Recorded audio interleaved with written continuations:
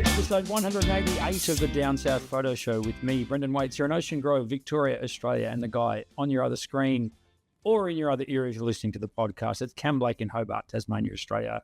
Hello, Cameron. Hello, Mr. I haven't seen you for a few days. Waits, how are you? It feels like yesterday because it kind of was, but we're back. We're back. You're back on the big island. I'm still on the little island, and we had a great time, didn't we? We did. We had a wonderful time. Cam and I just recently hosted the Down South Photo Show East Coast Tasmania workshop / tour, which was a 5-day, 4 nights in and out of Launceston, but included Bay of Fires. We didn't go to New Zealand. Bay of Fires and Freycinet were the 2 highlights, and everything in between. Cracking joint you live in there, Cam. Yeah, it's okay, and it certainly turned it on for us, didn't it? It was, everyone says, oh, go to Tassie, it's cold and weather's crappy. No, it's fine. Don't come to Tassie. We don't care, because it's not. It's we had good weather. If anything, we probably had some moments that the weather was too good. Where we went into the forest and things like that. But no, we had for coastal photography, which is 80% this workshop. It was perfect. We had a good time. We had good conditions. We had a bit of wind on the dunes, which was great.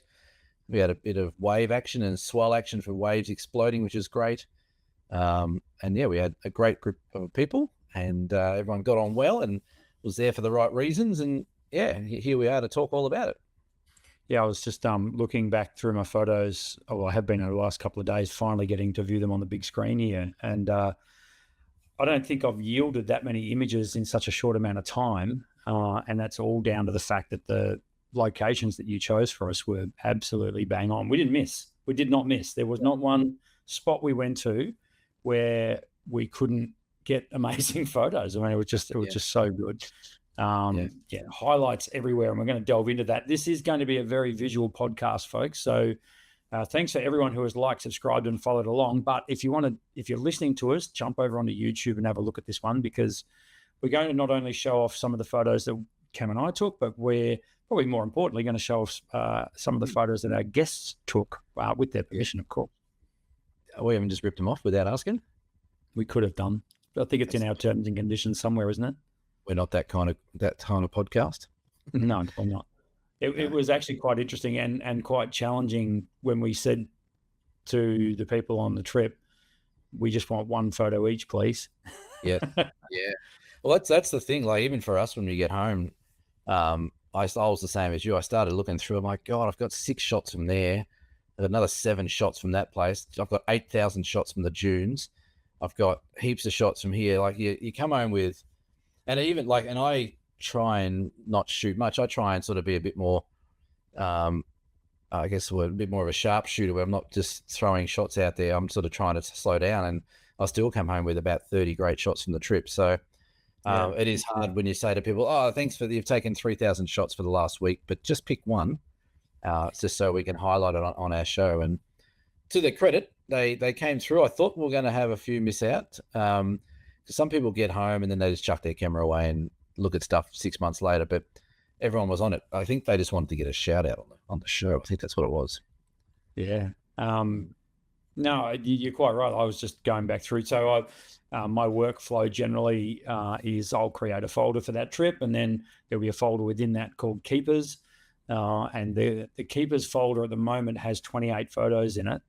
And I think I'm about 60% through editing. So that's going to yield, that'll be 40, 50 shots, which, I'm pretty happy with an average of 10 really good, what I consider to be really good shots a day. So, it was cool. Very, very, very cool location. Shall we start with the photo of the week?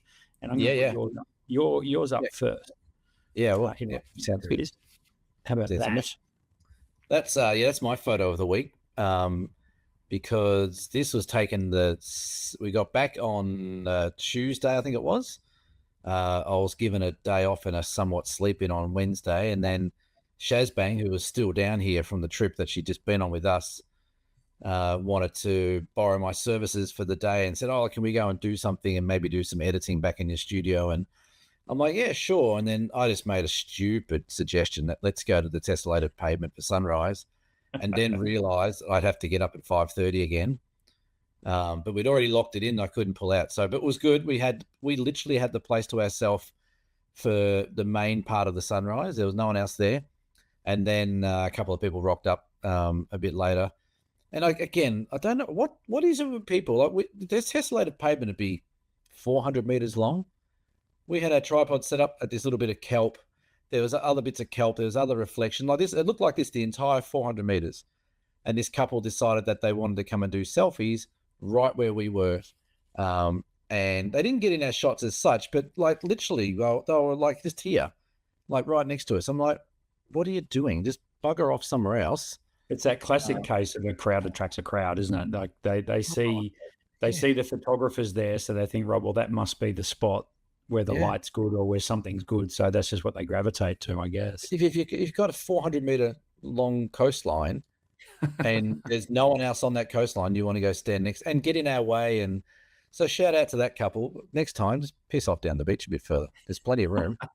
Leave us alone. Anyway, so we got down there. I've done this shot a couple of times before, and I was just sort of showing Sharon that, if you wait long enough, that sun comes up and it backlights the kelp and gives it a nice little edge or glow and things like that. She didn't really listen to that. She decided to go with the same trend that she'd been doing for the last 5 days, and that was to go and get wet. And she got covered in a wave. I didn't see it. I just heard the wave slap over her, and I turned around and she just had water dripping off her everywhere.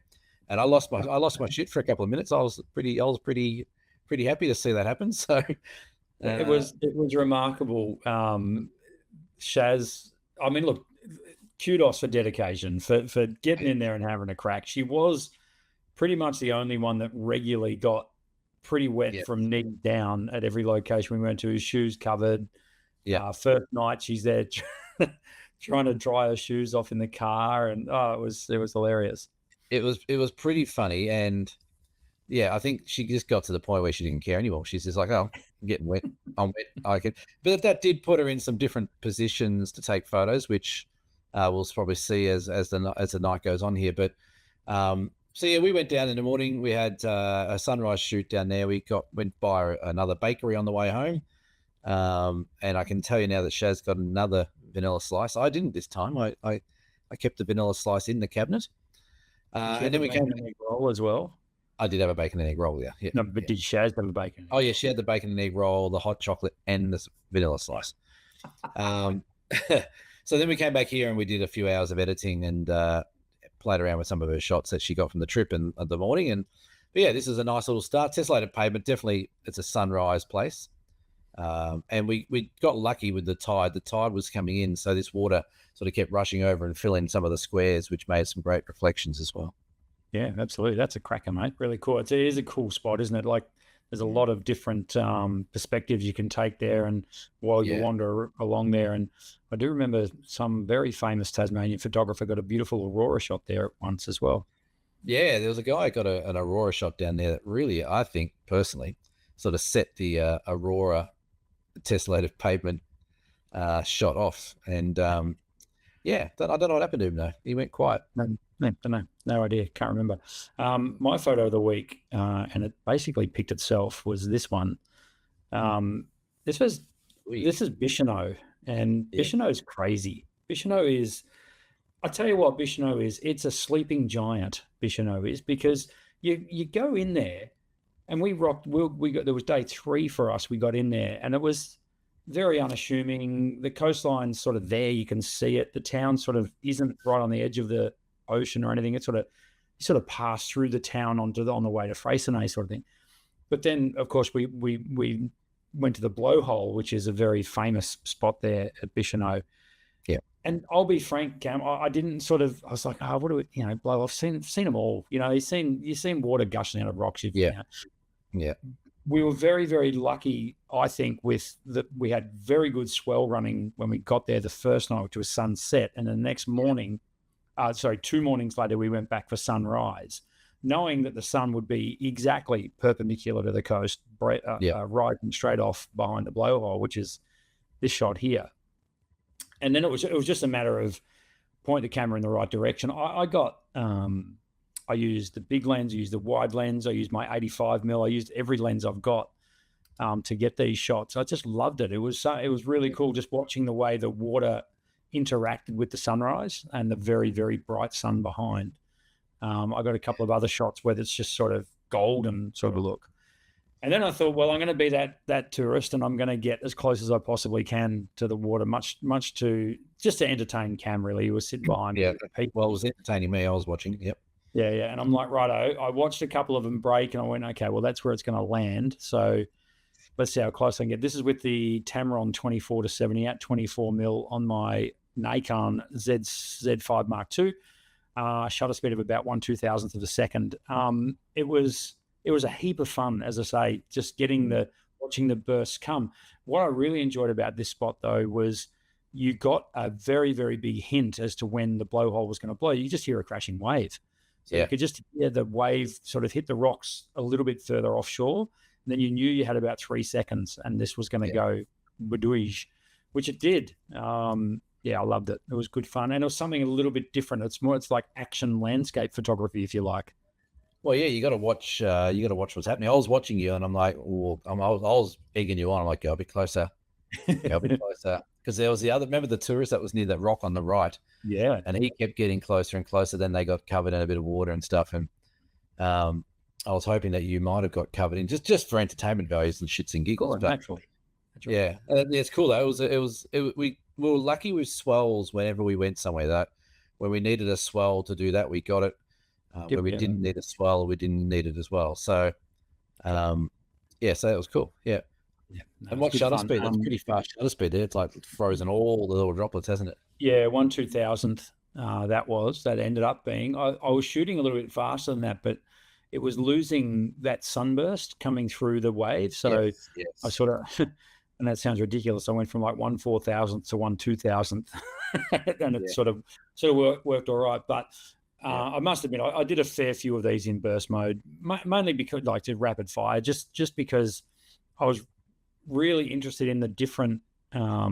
No two splashes are the same, of course. They're like snowflakes, and just trying to pick what looked sort of the best. And the way that was happening so the reason you've got darker areas here is that shadow of the water that's blocking the sun in front of it, sort of thing. So it was fascinating. And at one point, I turned around completely. I haven't got a shot to show you, but I turned around, and as I was walking back towards my camera bag and another one of these happened, I was enveloped in shade all of a sudden. And it was really, it actually would have made really cool video. I should have shot some video of that. But was at the moment you went, oh, here we go.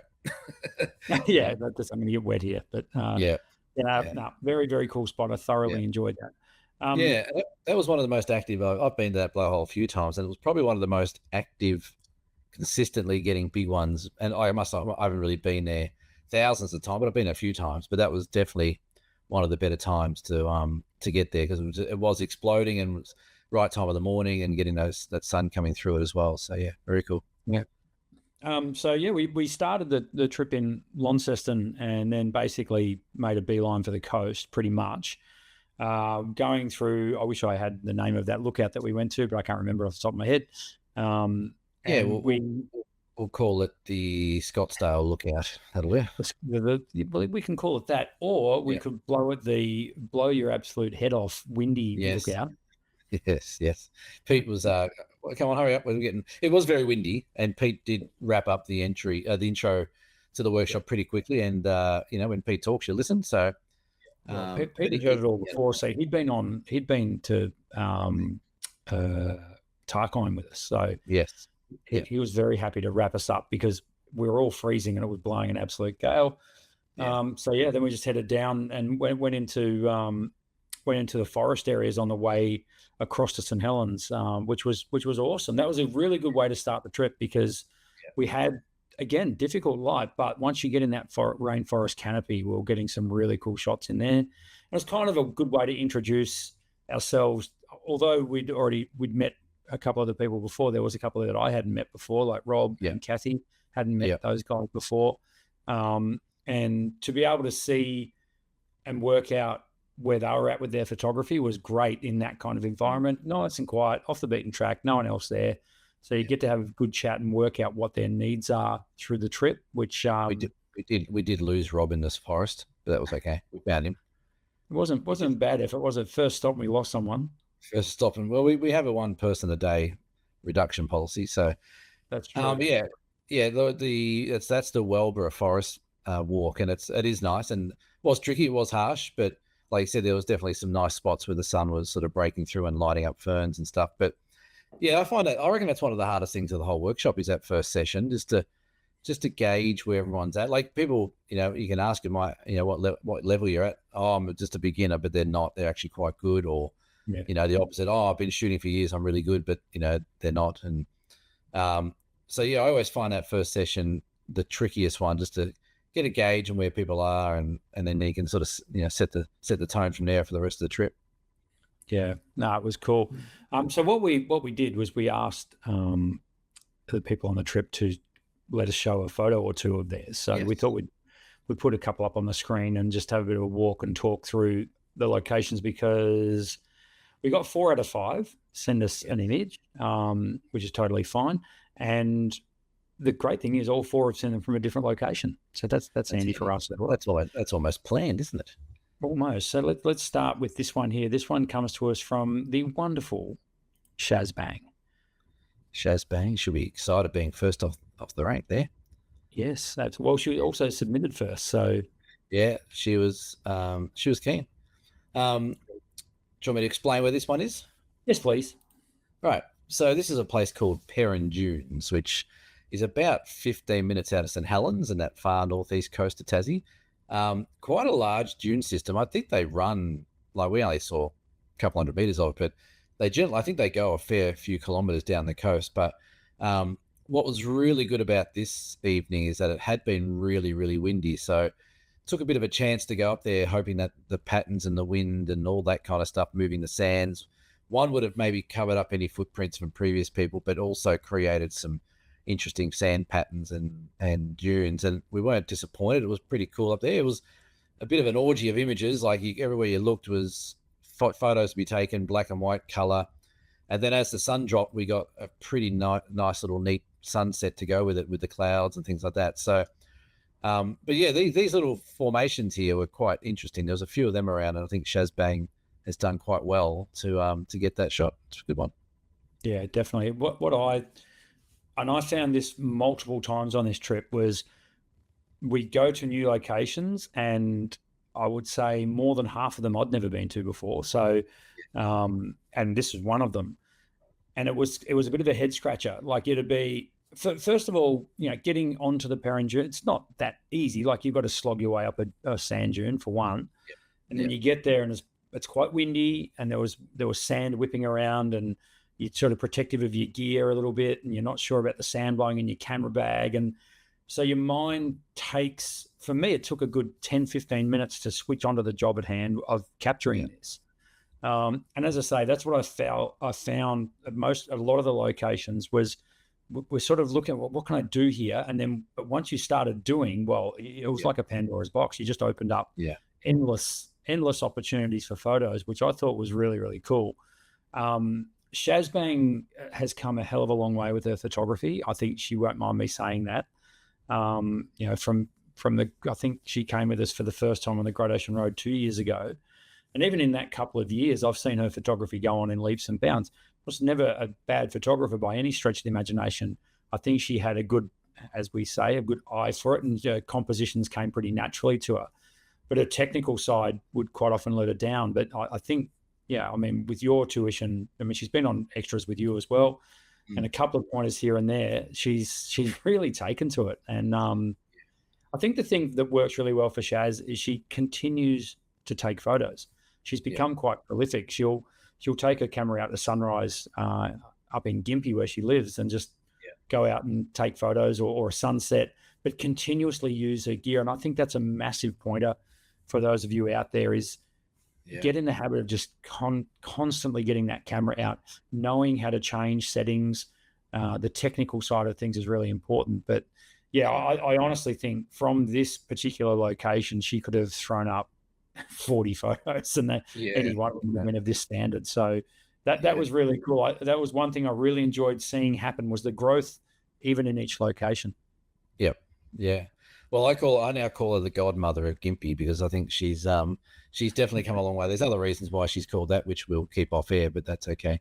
Um, but but yeah, she has come leaps and bounds, and I think you're right. Like she just shoots. That's what she does. She goes out. She takes her camera most places she goes.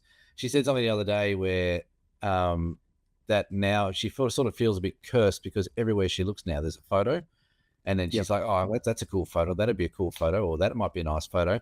And I think that's when you know you're getting to a really good high level of quality with your photography is when you're seeing photos everywhere and you're seeing compositions everywhere and you're seeing light everywhere.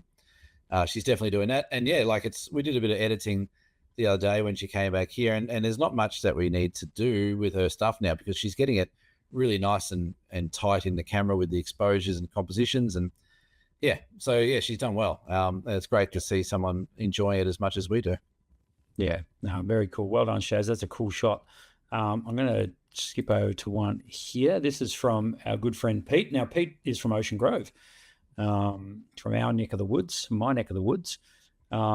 Pete's a lovely guy. He brings a lot of laughter to the group and a lot of levity, and for some reason laughs at our jokes all the time, so he can come back whenever he wants, but I don't know what's going on there. But, I know. There might be something going on there. I don't know. But this was morning 3 when we went up to Cape Tourville, which is on the eastern side of the Freycinet Peninsula. What a magnificent sight this was. Beautiful view. Yeah, it goes all right, this place. This works for sunrise and sunset. So anyone coming down the Tassie and doing the East Coast, Cape Tourville Lighthouse walk, it's a proper road. It's pretty easy to go. You got to go. You need a national park pass for Freycinet, but we're looking almost dead south here. It also works for auroras. I've had auroras here and Milky Ways here and sunrise and sunsets. But yeah, Pete did a good job here. We only got a little bit of that color over the peninsula there for about 1 or 2 minutes. And I know you guys were slightly around the corner shooting other bits of color down the coast. But I think he was pretty happy to get that shot with the color on it. And yeah, it's a beautiful coastline. And yeah, it was nice and peaceful. Again, we had the place to ourselves. There wasn't another person there. We had the dunes to ourselves. There was no one else there as well. So, but yeah, it was a good shot, and I like the composition. I like the water. I've always liked the water on these shots where, sometimes depending on the weather, you might get lots of streaks of water going away from the camera, which I think is nice. It leads you out to the background. But yeah, he's done well there. It's a good shot. Yeah, definitely, and it was good because he staked out his spot and he stuck with it. I was definitely guilty of sort of looking for different compositions while the light was coming, and then missed out on this shot because I was, as you said, another 100 meters or so further around. I was happy with what I got there, don't get me wrong, but it was good to see Pete get his composition and then wait for the light to come, which actually came this time. So that was really cool. Just a cracking spot. I mean, this is a kind of spot, as you say, because you can shoot sunrise and sunset, you could almost stay up there all day and just shoot the lights out of the joint, because there's these little peninsulas everywhere. There was back further to the north as well was a peninsula that just caught my eye, and I managed to put the big zoom on it and get a couple of shots up that way as well. So it was very cool. Yeah. One thing I will say about Cape Tourville is the accessibility. Absolutely amazing. Like, 2-wheel drive, no problem, boardwalk all the way, and it's not a hike. No, well, this has been designed for people with needs as well. So if you got a wheelchair or a mobility scooter or something like that, you can easily do the lap around the edge of this peninsula underneath the lighthouse as well. It's relatively new, I think, that whole walkway. I think it'd only be maybe 5 years old. I think it's been redone from an older track that might have just been a dirt track around the edge. So kudos to Tas Parks and Wildlife for making something accessible and in a really, really cool place. Yeah, no, very, very cool. The next shot is something pretty bloody unique. So we had Rob with us, and so Rob shot film. It was so cool. It was so bloody cool and so refreshing to have someone shooting pretty much exclusively film. He did break out a digital camera a couple of times. But I think he might have told you as well. Did he say 17 rolls of film he shot or something? Well, I actually didn't hear how many rolls he ended up doing, so he might have told you that one. But he was Yep. going through a good 2 or 3 rolls a day easily. So yeah, if he had 17 rolls, that wouldn't be a surprise at all. Yeah, I'm pretty sure he did say it was 17 rolls, which is pretty Yeah. awesome. So he did really well. It was just so cool to watch the process because it took me back like to my film Yeah. days, where you've really got to think about it. Yeah. You've got no point of reference, no screen except your eyes when Mm. you're looking at the shot, particularly a shot like that, which is, let's face it, we had bright light off to the right there, and he was still trying to maintain the details and the midtones and get it all right, Yeah. which he did. I mean, that exposure is pretty bloody good. I mean, and it's Yeah. so cool because we know it's analog, but you can see our cars parked up in the top right of this Yeah. image. Yeah. No editing whatsoever. It's just it is what it is, Yeah. and I love it. So this is so his camera's an X-Pan, isn't it? It is a Hasselblad X-Pan, yeah, 35 mil Yeah. X-Pan, and he was shooting. I think he was shooting mostly Kodak Portra 400, but I think he had another film as well. I think with him as well. Yep. But yeah, great, cool camera. Not cheap. It was in mint condition. He had a few lenses with it, so Yep. he did very well to not drop it in the water. I got a bit nervous a few times. I'm like, oh, don't take it down there. You're gonna get splashed with water. But yeah, he knows what he's doing. Robbie scans all his own stuff. Like we're literally like 5 days since the tour started, and he's already got the film developed and scanned some and played around with it. So, but yeah, it was refreshing, and it was just great because, like, I think people that shoot film are generally well versed in just being on their own as well. Like he asked us a few times, what do you think of this composition? What do you think of that? But apart from that, he was almost invisible in the group because he was just off doing his thing and really immersing himself in his process. So he had the light meter out. He had a filter in front of the light meter to get the filter factors. He had his little zone system on his meter that he knew how much tolerance his film had. And so yeah, it was great to watch. And I wish I could do more of that, and even have that camera. That camera is pretty cool. But yeah, but again, great shot, realistic, analog, awesome. Yeah, right at the end of the tour, we got everyone back to hotels and airports, and then Rob and I happened to be on the same flight, and we had a good few hours to kill. So we went to Cataract Gorge in Lonnie, and we walked right up into the sort of garden area, if you like, and there was the light was coming through these leaves. They weren't autumn leaves; they were still very, very green, and it caught both of our attention as we're walking through. We both sort of looked, and before I knew it, Rob's got his tripod out and his camera set up and ready to rock and roll. And when you say he asked us about some compositions, I reckon I looked through his viewfinder maybe 10 times over the whole trip. Right. I don't think once I said, you got to change that, or you've got to, maybe a couple of very slight tweaks, but he knows composition quite well and understands the balance of composition and how it works. But then to watch him go, as you're quite right, watch him go through that process with the light meter, and and then we had a bit of a game where I was looking at it, and I would say what aperture and shutter speed I thought it needed, and then just see how close I was with the light meter. That was actually a bit of fun. Yeah, that was. I enjoyed that. Sorry, I got you mid drink there. No, yeah, right. No. Yeah, no, it was great to see, and I think it's a great lesson for people who shoot digital. There's nothing saying you can't slow down your process when shooting digital. Like he would have been taking a few minutes at least for each shot, setting it up, checking, metering, checking again, the whole lot. So, oh yeah, go for it. So he would have needed that sort of time. And there's nothing to say that if you're shooting digital, for some reason I think people think digital has got to be fast. It doesn't. It can still be slow.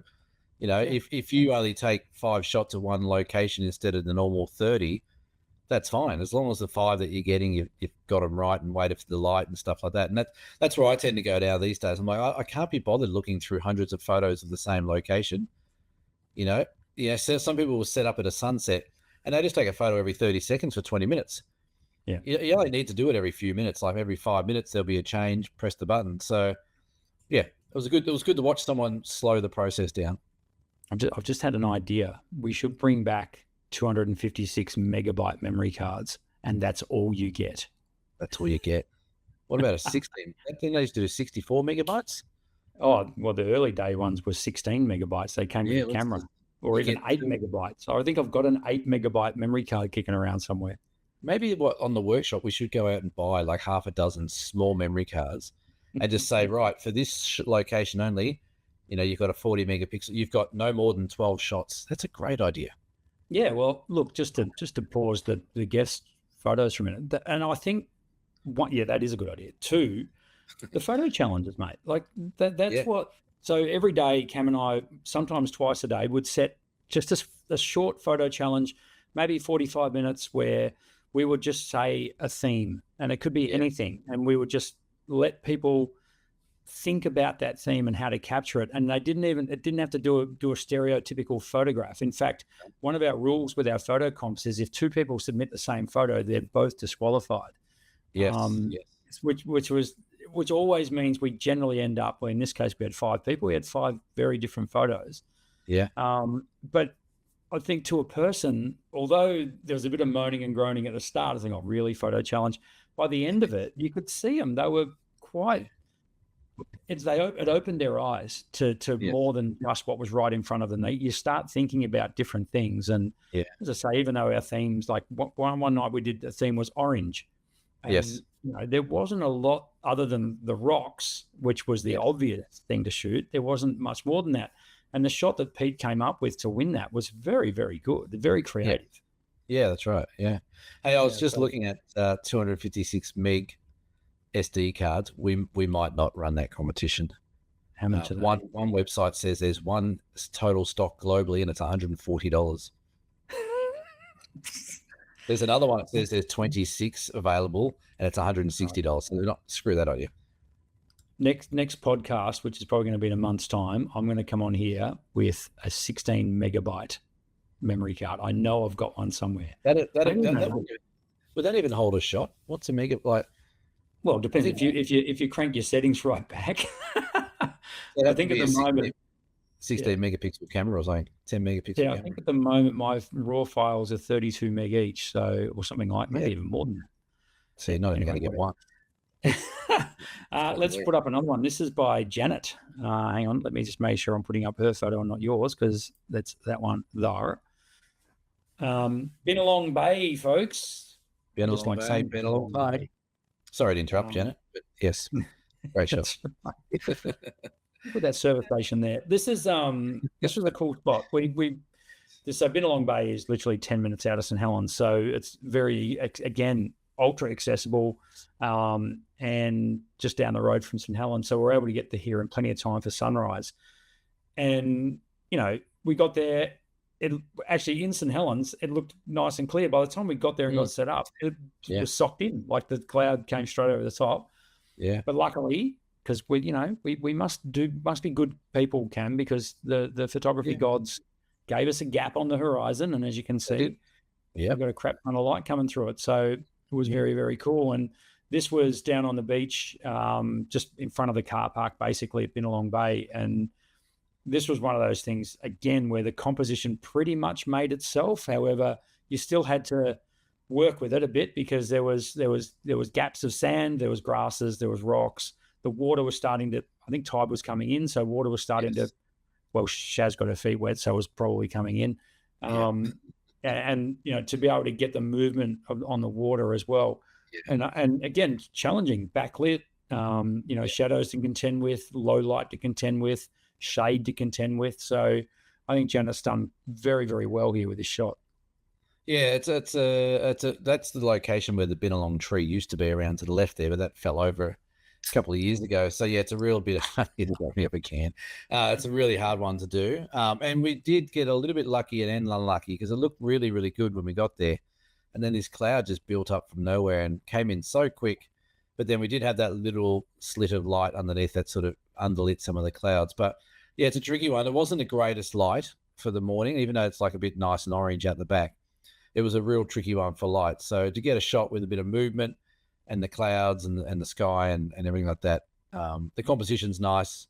It was just a tricky. That was probably the trickiest morning we had. I felt with the light. It wasn't playing for us. It could have lit up that whole entire sky there with under light of the clouds, but it didn't.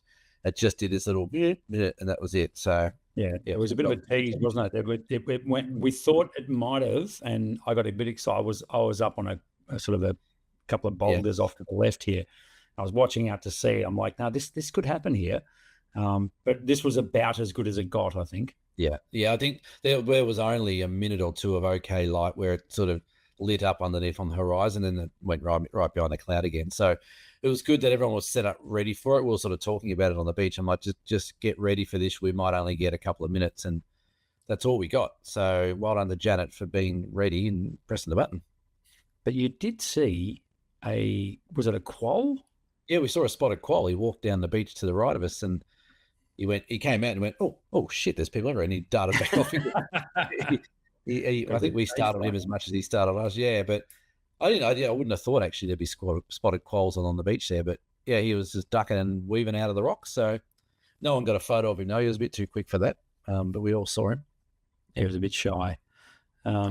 Cool spot. So yeah, really, really enjoyed that. So there you go. That's a few photos from the people that came on the trip. And look, it was impossible. And in fact, it was probably a bit naughty of me to say, just send us one. They'd easily could have sent us 5 or 6 each, but we haven't got a 5-hour podcast. So not yet. We just thought next year. We're just doing 2 next year, and they're both going to be 12 hours. Yeah, that's right. And without any further ado, let's roll straight into a couple of our shots from the trip. Yeah. You've already seen one of mine at the blowhole. So I'm just going to, let's have a look. Let's have a look at one of your shots from the dunes. This one right here. Okay.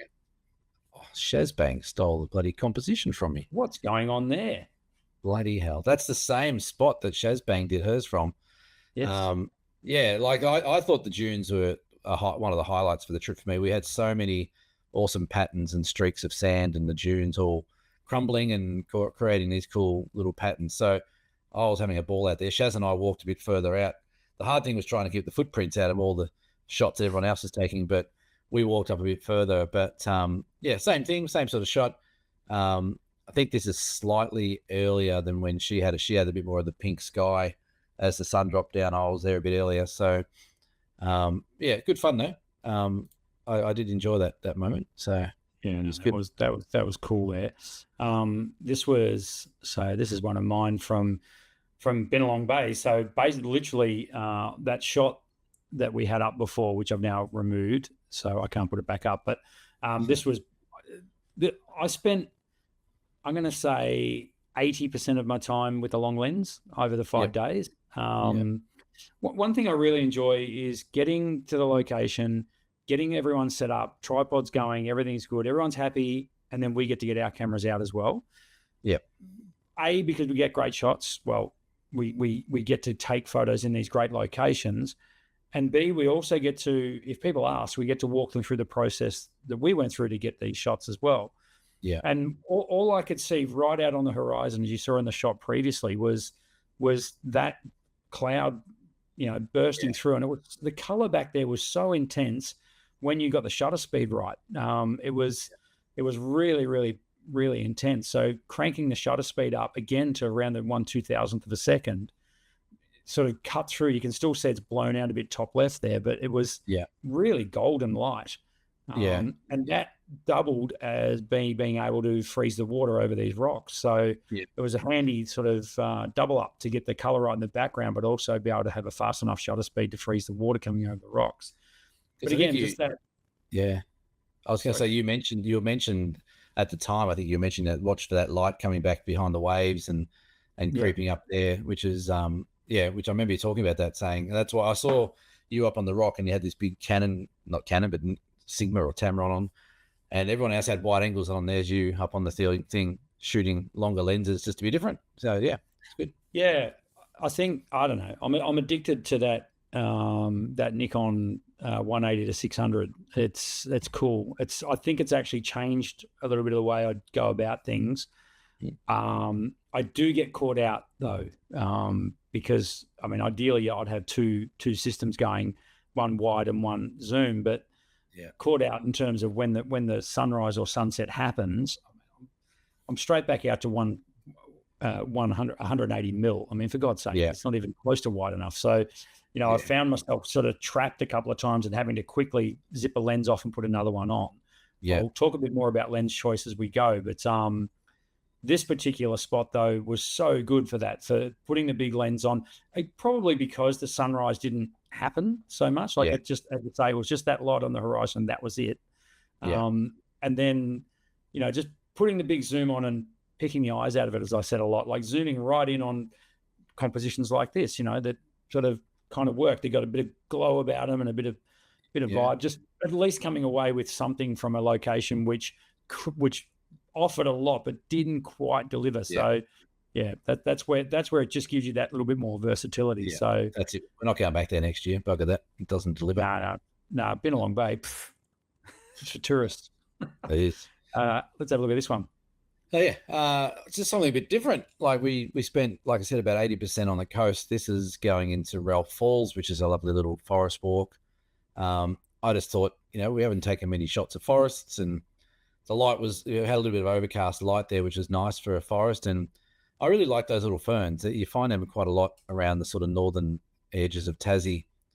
And I think you've got some big myrtle trees that grow up there in the northeast. So yeah, just a couple of old giants sitting there doing their thing as we walked past. But I enjoy it. There is some, Tassie's known a lot for forest, and not many people realize that the northeast corner has some quite incredible forest that you can explore if you're willing to sort of get off the beaten track a bit. This is just one of the 60 great walks of Tassie, not the 60th. But we went on a few of them, actually. We went on about 6 of them in that walk, but they're great little short walks through forests to waterfalls or around that Cape Tourville or whatever it might be. But yeah, it was good. It was just nice to see some greenery as opposed to all the orange lichen rocks as well. Yeah, we got kind of, I think, a bit luckier in here because the cloud had come across, so it made much more even light, and it wasn't sort of destroying these landscapes with little hot spots all the way through it. But you're quite right. It was cool to chill out a bit into this area, and the walk down to Ralph Falls, which is only 20 minutes, if that. Yeah, it's not far.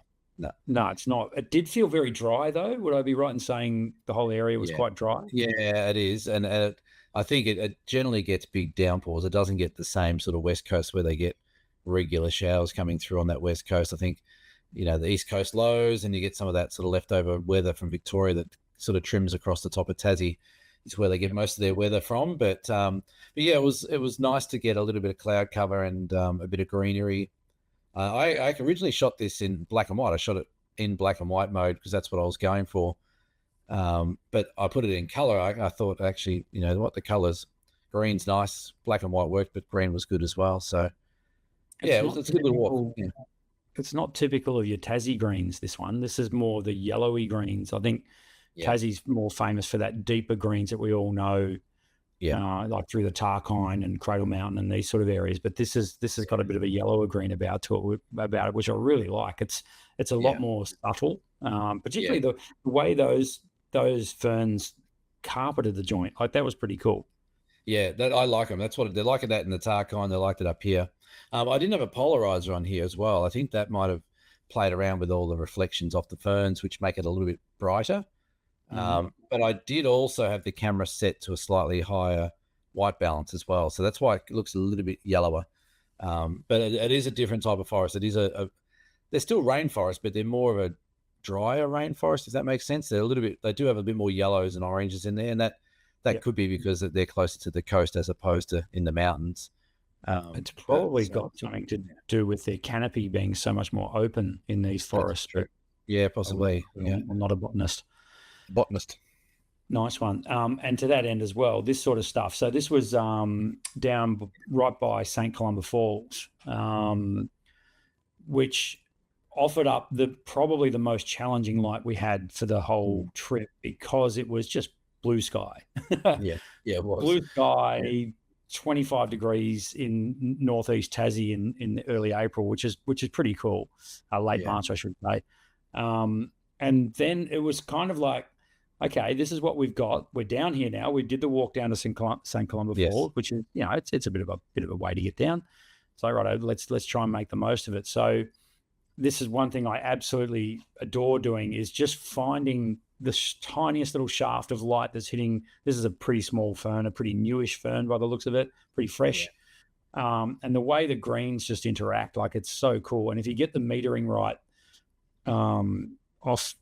right off where the light touches it, it's quite cool. I did play around a little bit similar to you with white balance, but I did this after the fact. I actually had to, I think with this, I actually had to cool it down a little bit. It was it was too golden. So I brought it back a little bit. And I really enjoyed, like, this is 24, Tamron 24 f2.8. This is at 2.8 wide open, 24 mil, and got it as close as I possibly could to that leaf. That leaf, by the way, is no bigger than my pinky finger, like probably. Yeah, right. I actually thought it was much bigger. Yeah, it's tiny. The little frond that you can see off to the right there wouldn't be any more than 2-3 centimeters long. And I actually shot this. I think while I was holding on to, maybe it was Rob's tripod, because he didn't want his tripod. So he went down by the shoreline, the little creek.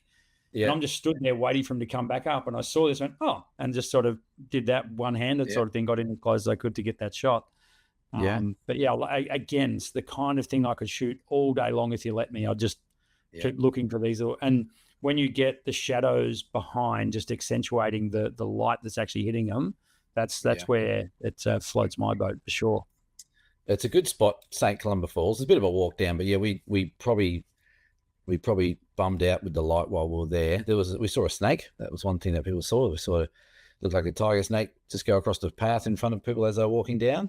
But yeah, it's a lovely spot when it's wet. When we've done our East Coast trip there before, it's also one of the better places in Tassie for fungi as well. If you're chasing fungi in the next month or two, St. Columba Falls down the bottom, that little river comes through. There's quite a lot that generates down there. But yeah, it's one of those things though. If you're in the forest and you've just got crappy light, instead of throwing all the toys out of the cot and going home, there's always little pockets, these little micro landscapes and little micro shots you can get that just isolate a little bit of light that's snuck through the canopy and, highlights the color, and, using a soft depth of field, you can create something really quite artistic. So never give up in a forest is my advice. There's always something. 100%. There's shots everywhere in the forest. You can't go wrong no matter what the light. Let's have a look at this one. Yeah, that's one. So this is at Cozy Corner. This is our first sunset that we had. We had some massive waves. You can sort of see there's a big wave at the back there. But we had some massive waves crossing over the coastline. But just getting these nice rocks, these lichen rocks. This one had like a little vein of yellowy orange going through the middle of which I was trying to work to my advantage. Pretty straightforward shot, but we had some nice light. You can see the light coming from the left over the coastline.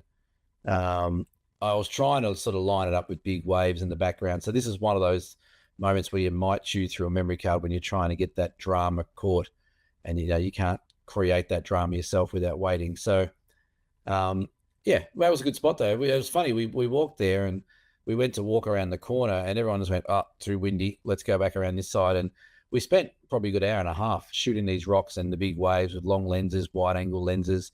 Shazbang got wet just down around the corner here, sort of taking a photo of another rock in the water. So there was plenty of compositions around, but it was really Mother Nature saying, look, if you pop around the other side of this little headland, you're going to get blown off the beach. So maybe just stay around here and see what you can get. So I think everyone, it was a very relaxed start. It was good. Everyone sort of just chilled out and could see what we're trying to achieve and could see that going around further was going to be a bit uncomfortable. I think everyone had a go at sort of doing different compositions and different shutter speeds to try and slow the water down and different long lenses to get waves. And it was all sort of happening there without really moving around much. Yeah, no, it was cool there. So this is where I learnt the harsh lesson that I really should have taken my my 16-30. I ummed and ahed about it, and I was like, no, I've got my 24-70, and I've got my big zoom, and I had my 85, and I wanted to maybe try a little bit different sort of stuff. Yeah. In some ways, I'm kind of glad I didn't take my 16-30 because I might have been sort of wedded to that for a lot more landscape and missed out on some of the big zoom stuff. But there was definitely some opportunities for ultra wide, and this was one of them. So just further to the left there was where the waves were washing over the rock, and both you and I and a couple of them, we were all there trying to get that slow shutter speed washing over the rocks, but my wide angle was nowhere near it. I had the widest I had at my disposal was 24 mil, and I kept getting my iPhone out and looking at 0.5, which I think is around 15 mil full frame. Yes. Like, Yeah. oh, dude, why didn't you?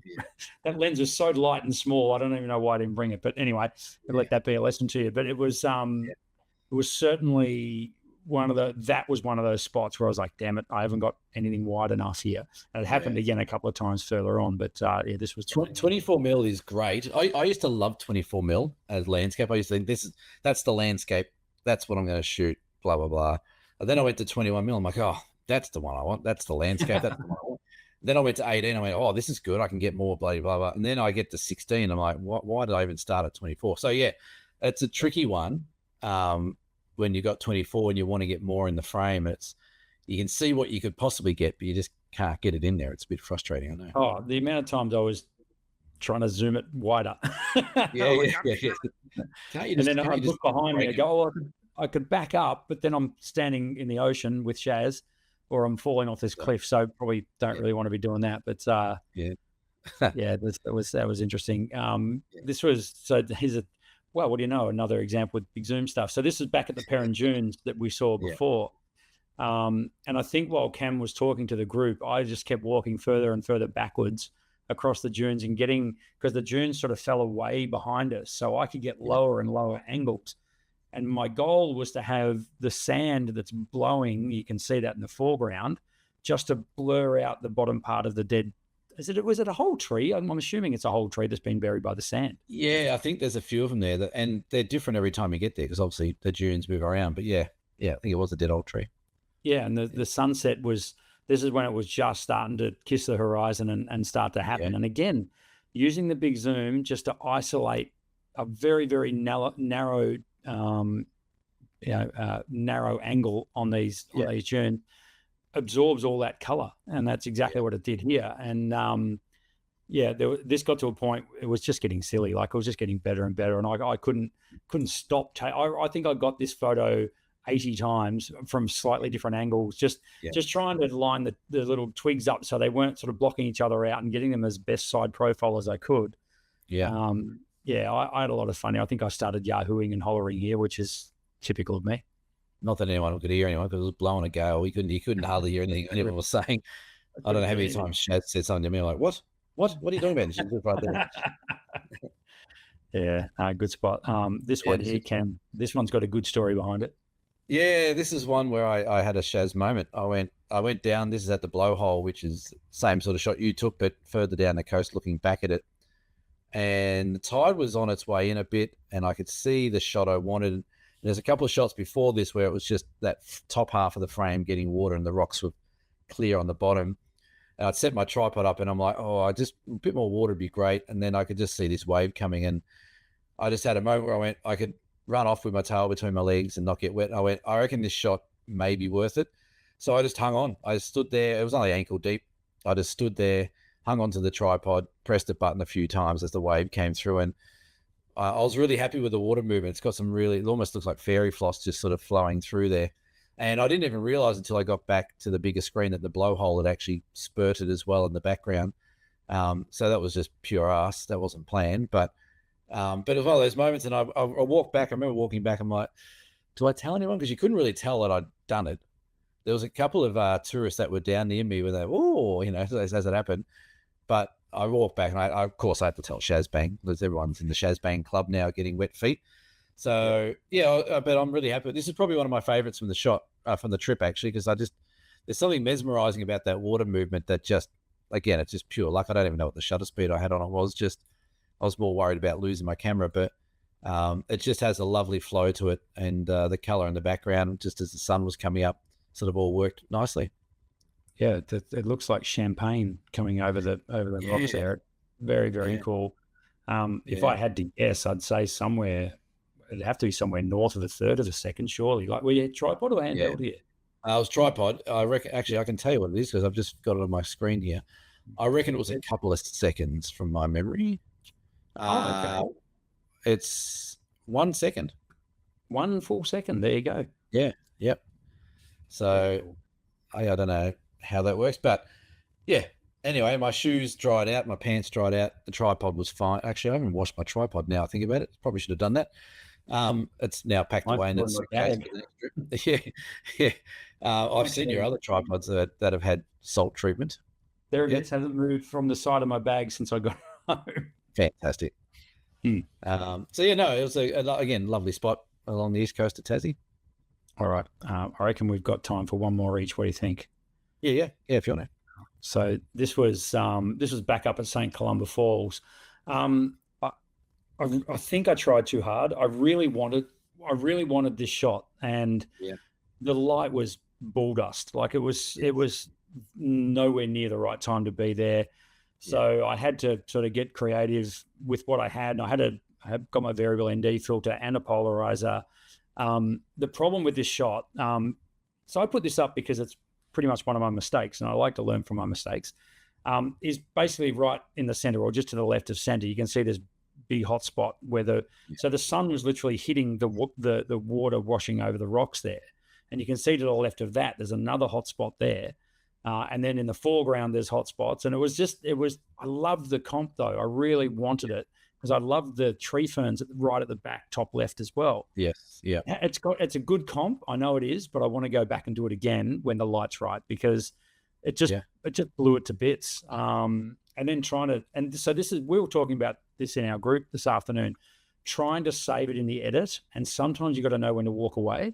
And this is one of those cases. It's fine. Like I'm not saying it's a bad shot. It's okay, but it's nowhere near what I had in mind. Yeah. And it just led to colors being weird, yellows starting to come in that shouldn't be there when it should be greens. And I think this is because I used that combo polarizer ND filter all in one setup that I've got, when in reality it probably only really needed the polarizer, but it was way too bright. So not a lot I could have done about it. So interesting, but didn't quite cut it, that one. Well, the good thing is, if you didn't get it this year, when we go back for the same trip next year, I'll give it up for the segue. Hey, that's all time. That is all time. Unprompted, unsolicited. So we are going again to do this trip next year. If anyone's enjoying the photos and locations that we're showing, it will be a slightly bit later next year, which I think will only help our cause with forests and coastlines. April 27th, we're leaving next year to the 1st of May. So if you're keen to come along, it's on the dsp.com.au website. I've just noticed on that website that I've put the 27th twice, so I'm just going to fix that as well. But you can come along with us, limited to 6 people, because I like 6 people down here. Brendan likes more, I like less. Works out well. So if you are keen to come along, the East Coast, as you've seen so far, is an incredible place to photograph with endless opportunities. So yeah, if you want to come and join us, at the moment there's 6 spots available. We've only just started to promote it now. We've only just jump on dsps.com.au. Want to name for the website, dsps.com.au. And lucky last, this is your shot from Binalong. Yes, yeah. So Janet's just next to me, somewhere a couple of meters away, and that was it. That was about the moment that I thought was the nicest. So I pressed the button where we got a little bit of a sun star, but it was a tricky one. The sky had the clouds in there, so we're able to sort of grunge them up a bit and play around with it. And as I was saying in our little group chat today as well, so Janet, like I've sort of edited this in 2 ways. I've done the foreground to get how I want the foreground to look, light and composition and contrast and saturation. Then I've just edited the sky to make it look a bit more dramatic. It's one frame. It's not a composition. It's still the same frame. And we spoke a lot about, getting it all right in camera and getting the exposure and understanding dynamic range. And, when you're the right time of day, you can fit a lot in your files in regards to light. And that's what we've sort of done here. We've used all the pixels we got in that one frame to play around with. Sort of, it's almost a split edit, really. Edit for the foreground and edit for the sky. And the sun star is real. It's shot at f16 and did okay. Now, total segue, not a segue, total like off-topic thing. I watched the latest Thomas Heaton video this morning. Yes, and the one in Cornwall. Yeah. And just some of the things he was saying didn't make any sense to me today. He did a shot looking directly into the sun and said, I shot F22 to get the sun star because that's all you can get a sun star with, where generally we would sort of advise not going F22 because you start getting diffraction and soft edges. And then he put his polarizer on as well to look straight into the sun, which generally polarizers have minimal effect looking into the sun. I just thought it was a bit strange that he said that. So maybe I'm missing something and maybe I'm not. But I watched that and I went back. Did he say that? No, that doesn't sound right. So yeah, and then he shot the whole thing on F10. So he must have done a whole heap of different things. Yeah. I was watching that episode at work today, and I was very busy at the shop, but I was sort of tuning in and tuning out. And he put one shot up that had very similar to your shot with your 1 second exposure before. It had the very milky water. Yes. And then he flashed the exposure time up on the screen and it said 1/4 of a second. And I'm like, hang on, it didn't look, I don't know whether he mistakenly put the wrong settings on the screen. I don't know. Anyway, it just didn't, it didn't seem right, but great location though, where he was at. That was a good one. Yeah, unless you got a really big van, you can't park it anyway. But yeah, I think the tide coming in there, it was cool. Yeah, he must do a lot of composites, I think, because that one that he was talking about, he said he shot at F22 for the Sunstar, but then when he flashed up the settings, it was F10. So he's obviously done a shot for the sky and a shot for the water, and then put them all together. So like I said, and we spoke about it a bit today as well. Everyone edits differently, everyone shoots differently. I like the idea of trying to get one shot in the frame without having to drop in skies or do anything fancy, and just use the light in that one frame to create an image. Others don't. There's no right or wrong. If I say anything, I'll get chewed out for it, so there's no point. But Binalong Bay, great spot. Would have been nice if all that cloud lit up underneath, but alas, it didn't happen, and we just got what we got. Yeah, no, it was. It was an epic trip. Really cool. I mean, we barely scratched the surface there with just a handful of images. We didn't want this podcast to go for 5 hours, but the Freycinet Peninsula itself, and in particular the sunset, our first night sunset in there, was again it promised a lot, but didn't quite deliver. But again, we got the gap on the horizon to give us a little bit of light coming through. Yeah. But I think that was my fault because I made a prediction on the sunset and never do that. Well, I think it might have been the Melbourne Football Club's fault because we ended up listening to the football and just let the customers want. Hang on, are we trying to promote this tour? And you can't have everything, can you? We didn't just sit and listen to the footy in the car while the customers went out for 10 minutes, and that doesn't sound like something. That's right. It wasn't good enough that that they had a win. We couldn't also get the sunset as well. So we can't have both. No, that's exactly right. So cool trip. Really enjoyed it. It was a great time with you, Cam. Always good to hang out and show people your neck of the woods. We've got a few more trips coming up this year as well, which we're looking forward to. That's going to be a lot of fun. You can find all the details at dsps.com.au. We're off to your neck of the woods next. We're off to your neck of the woods at Great Ocean Road. I think Kangaroo Island first. Yeah, for you and I, next is Kangaroo Island. Yeah, sold out, and then we're off to the Great Ocean Road, sold out. What we don't have sold out is the Tarkline to Cradle Mountain workshop, which we have a couple of places left on that one. That's a cracker of a workshop. That's the workshop that I should have been doing for a decade, and I realized that 2 years ago that, hey, that'd be a good idea. Yeah. So get on board, come along, have a few laughs. We have lots of laughs. There's plenty of laughs. We certainly do. Yeah. I want to jump ahead to. I mean, thank you for putting this run sheet together because it's yours.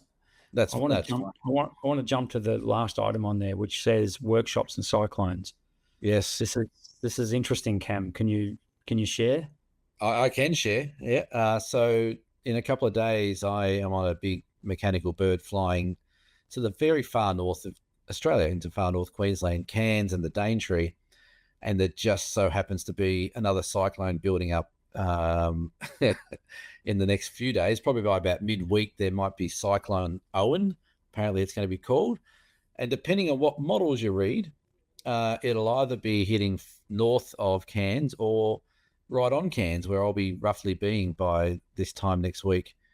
The weather forecast I sent you a couple of days ago has changed a little bit. It had it had wind speeds of 80 kilometers an hour with gusts of 224 kilometers an hour. It's settled down a lot since then. So watch this space. I don't know. I'm crazy. I've always I've always wanted to sit through a cyclone. I don't know why. I know, just the thought of Mother Nature throwing its worst at you. Obviously, it's Sure. very dangerous, and you know, we've had a big chat. Cheryl and I have had a big chat a couple of days ago about this and what we're doing, because if it does strike the coastline when it's predicted, it'll be like our last day when we're sort of about to leave anyway. We're not going to cancel a trip for May because we really don't know what's going to happen.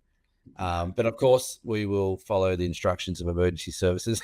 Although it was quite funny, Cheryl, being the health and safety nut she is, she'd looked up the Port Douglas cyclone centre and what happened. And I went, I'll have a quick look. And I quickly looked at it and I said, it says it's only open for storm surges. She goes, what do you mean? I said, well, if a storm surge comes through, that's what that building's used for. But it does say there will not be evacuation messages given for wind, only for storm surges. And the look on her face was like, so what do we do if there's if there's a cyclone comes through? I'm like, well, we bunker down where we are or whatever. So Yeah. I don't think it's going to eventuate. Like, I think we might get a bit of wind and stuff like that.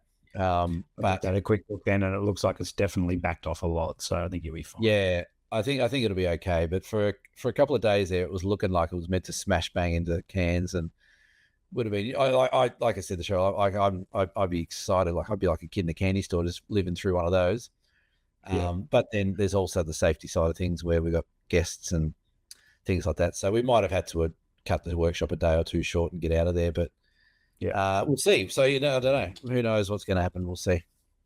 You know how I'm constantly banging on, Cam, about people getting outside their comfort zone with their photography and maybe trying something they've always wanted to try, but they've never really done it. Well, yesterday I had the opportunity, a rare day where I didn't have to work because it was Good Friday yesterday, but there happened to be a local football game on. So I decided to wander over to Shell Road Reserve over here, which I've since been corrected as to its actual name on Facebook, thanks to that gentleman who, rather than just enjoy the free photos, decided to take a pot shot at me. But that's fine. That's social media. That's what happens. Oh, really? What happened? Did you?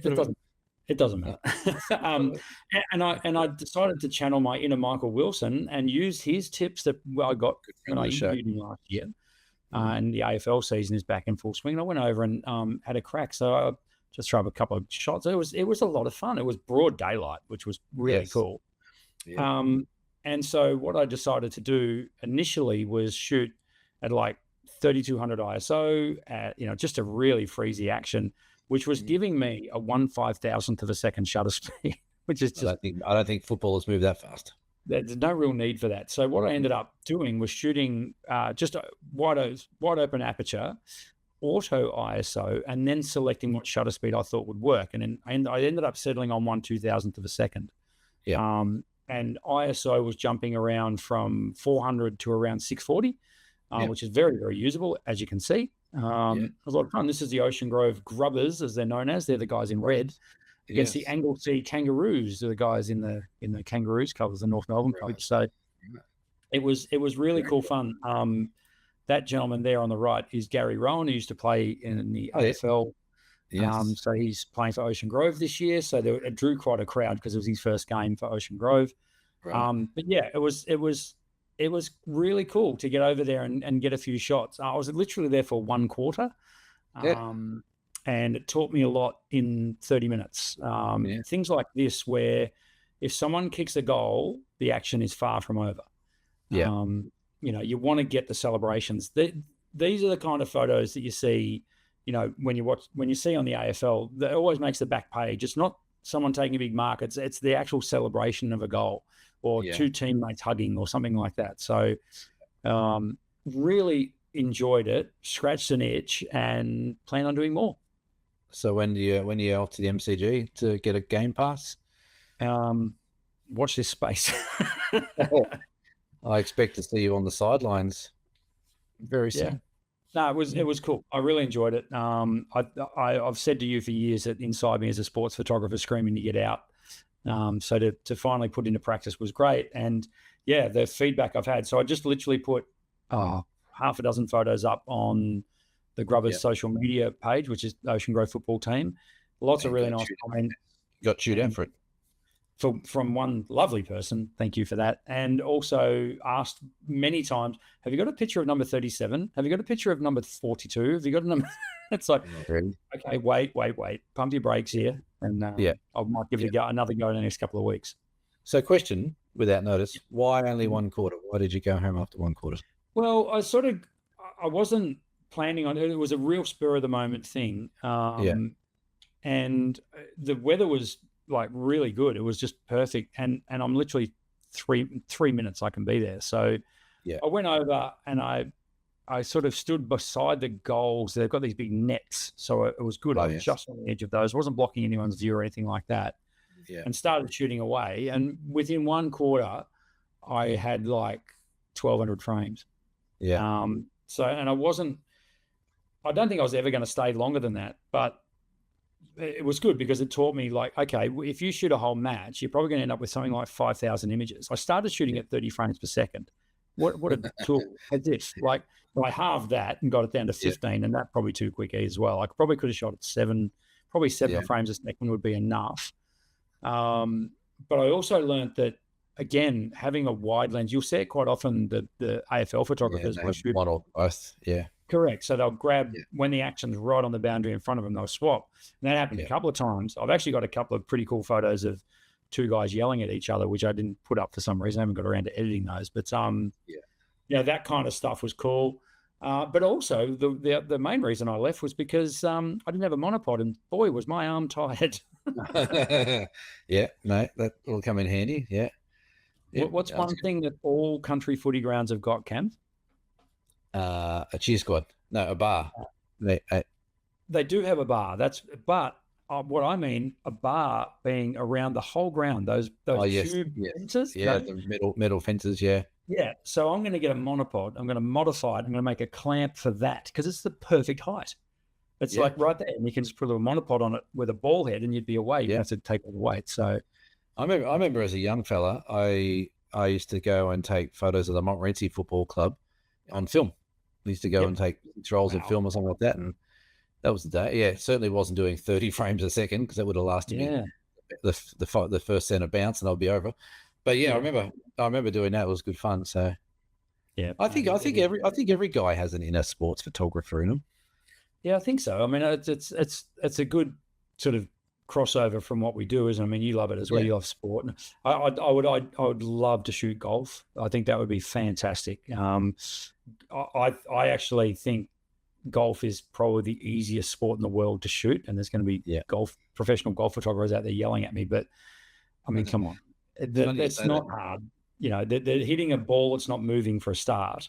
So you can, you got no excuse. You could set up some really cool shots with that sort of stuff. And you're not taking photos of ball in flight. That's the cameraman's job. There's a guy in Australia somewhere. I can't remember what his name is now. He takes golf shots all around the world. He's Gary someone or something like that. I don't know what it is. Gary Lisbon golf photography. That's him. Gary Lisbon. Do you know him? I don't know him personally, but I know his work. He's quite good.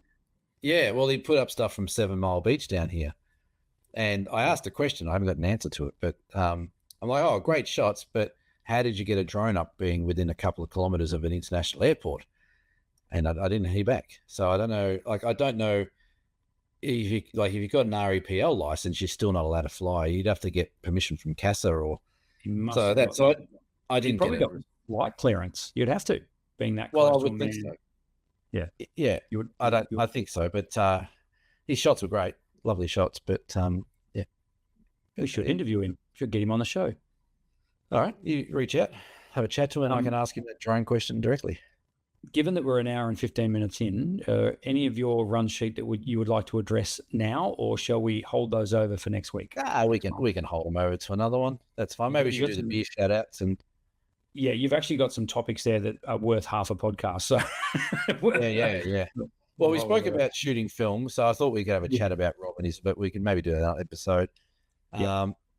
That's fine. Let's do beer donations, and then we can have that maybe a couple of those topics next week.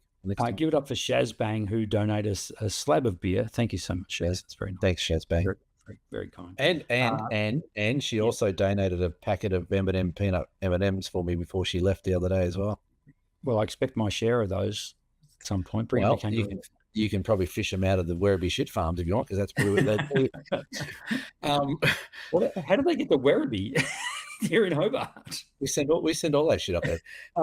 It was quite funny because Jamie came around to finish the rest of this studio thing that we're doing, and he said, "I'll be round at 1 o'clock, mate." And I said, "That's cool. I got to run Shazbang back into town." And he goes, "I'll be round at 1:30." So I got caught up. So I'm like, "That's fine. Just let me know when you're on your way." Next minute, he's walking in the garage. He's parked behind my car, and then his mate has also parked it behind his car.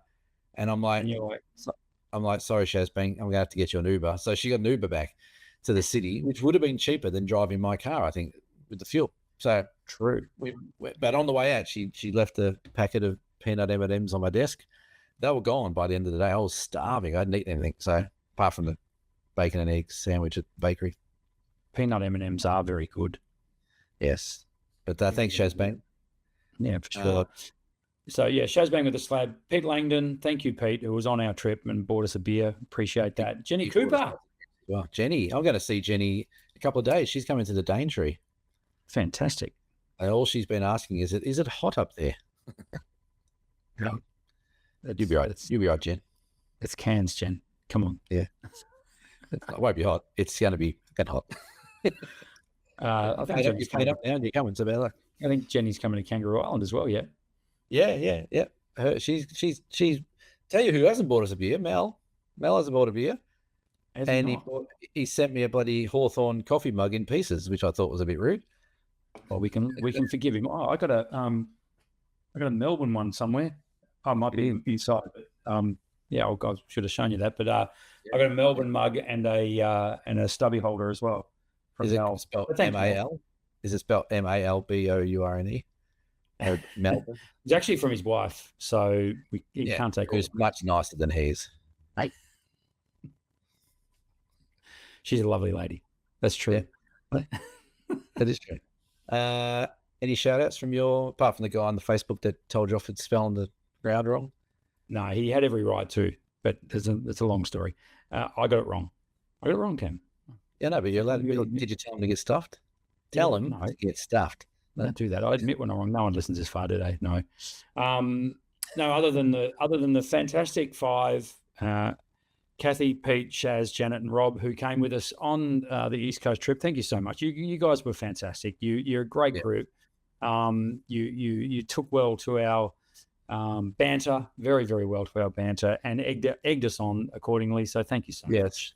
Well, it was mentioned to me on the quiet a couple of times that everyone thought that you were much more relaxed than normal. They thought, who is this Brendan Waits guy who's coming out with jokes and talking about petrol stations that have just been built? There was a couple of them who thought that's not the Brendan we expected or knew. So it was great. It was great. That's a good thing. It was wonderful. It took the shine off me a bit, which is great. So, geez, 53 years and I'm finally coming out of my shell. Who would have thought? Well, that's okay. You're off to it says here coming up, Cam, big month. Yeah, that's it, big month. Another month. That's a hell of a trip, hell of a game. So Monday I fly up to the Daintree. This is how stupid. I know. Again, I don't know why it happens. I don't remember organizing things like this. But what I've got to take into account is that I have a trip that goes from, like, say, the 1st to the 5th of whatever month. That's great. But I don't get there on the 1st and I don't leave on the 5th. So I always think I've got like a couple of days buffer either side, but then I've got 4 or 5 days is the buffer getting there and back sort of thing. So Daintree macro, which I'm looking forward to. And then I come back to Melbourne for 2 days, and then we're off to New Zealand for an 8-day trip around the South Island in New Zealand. We come back to Hobart for 1 day, 2 days after that, and then we're off to Cradle Mountain for another 5 days of macro workshopping. And then we're back in Launceston for 2 days, and then we're off to the Osgeo Tarkine workshop there. So it's just stupid. Based on my 13-year-old daughter's attitude in the last hour or so, I think she's ready to see me take off for another few weeks. So it's a big month coming up, and then a little bit of time off after that, a few weeks off after that. But yeah, looking forward to I think I'm finally starting to just relax more on these workshops. Now that I'm doing them and getting them right and things going right, touch wood, like I don't seem to stress as much as maybe what I was. So Yeah. I'm looking forward, and because we've done a couple of them before, when you've done more than one, you sort of get a bit more relaxed with them. So Yeah, well, it's of good. course, and that's the secret to a good workshop is knowing the locations, knowing Yeah. the times, and you're quite right. Like, I think you can make them stressful if you really want to. And there's no need for it. No, And there's no point because that just rubs off on other people. So you just want to. Yeah, that's true. You got this down pat, and you got. I'm assuming Cheryl's coming with you to each of those. Yeah, Cheryl is. We sent a message to each other before. We're sort of almost having a competition of who gets the shits with each other first on this trip. So who gets fed up first? But yeah, so she's on all of them with me. So she's my full-time sidekick, which is good. She's been on the WhatsApp message today, the Daintree people sending out messages and getting that all prepared. So again, less stress for me. And so we'll be traveling around. I'm thinking of playing a game of golf in New Zealand. I've actually got 3 or 4 days in New Zealand before our trip starts. So I'm thinking of playing, I think it's called the Fables course or something, which is just out of Christchurch. Okay. Looks good. So, so I'll have my golf caddy with me if she wants to come along. All the golf courses over there are fantaculous. It's late on a Saturday. What I will say is happy Easter to those of you who celebrate. And this is probably going to come out on Easter Sunday, if not Easter Monday. So hope you all enjoyed a safe Easter break and didn't have to fork out too much for fuel when you wanted to go anywhere for Easter. Is this like us coming out of a cave? That's what she hands on.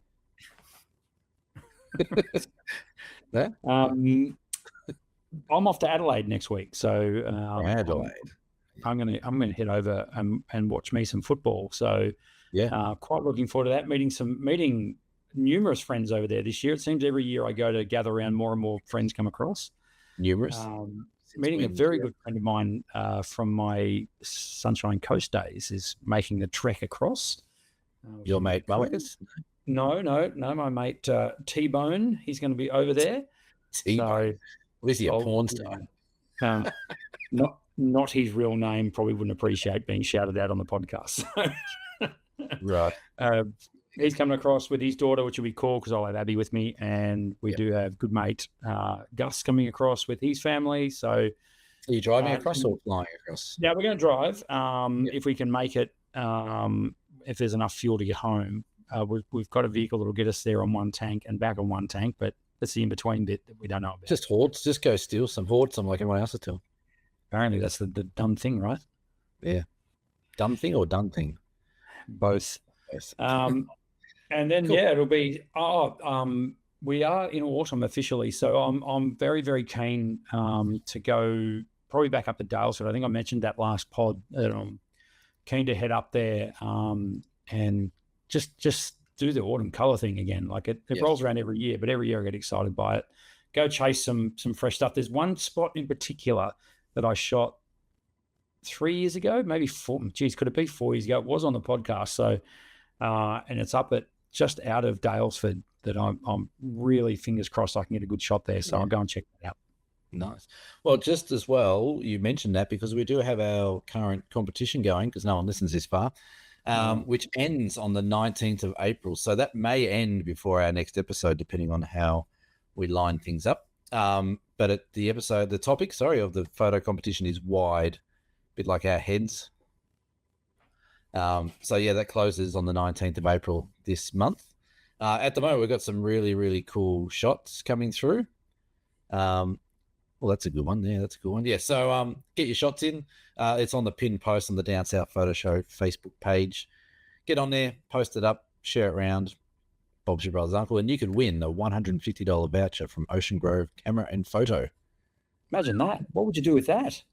You get a nice canvas print, or you could get you could get a entry level workshop with me. That'd be good. You could get 3 liters of fuel. That's right. So, anyway, Goodness me. All right, cool. Yeah. Excellent. I think that's all we've got time for tonight on the podcast. This has been episode 188 of the Down South Photo Show. We'll see you, Cam. Let's try and do one from New Zealand. Why not? We'll see you for episode 189 in the very near future. Thanks for tuning in. Does that mean 8 o'clock? Does that mean 8 o'clock? I'm supposed to stay up to 9, 11 o'clock or 10 o'clock? Sure. Yeah. Yeah. Okay. Sure. All right. No problem. Happy end of daylight savings, everyone, too, for those of you who celebrate. When's that? This weekend? Tonight. Our time. Yeah. All right. Okay, cool. Because I got to catch a plane first thing Monday. I don't want that happening over Sunday, Monday. No, that's all right. Your phone will do it for you. It's fine. Yeah, but does it? See, I don't trust it. Yeah.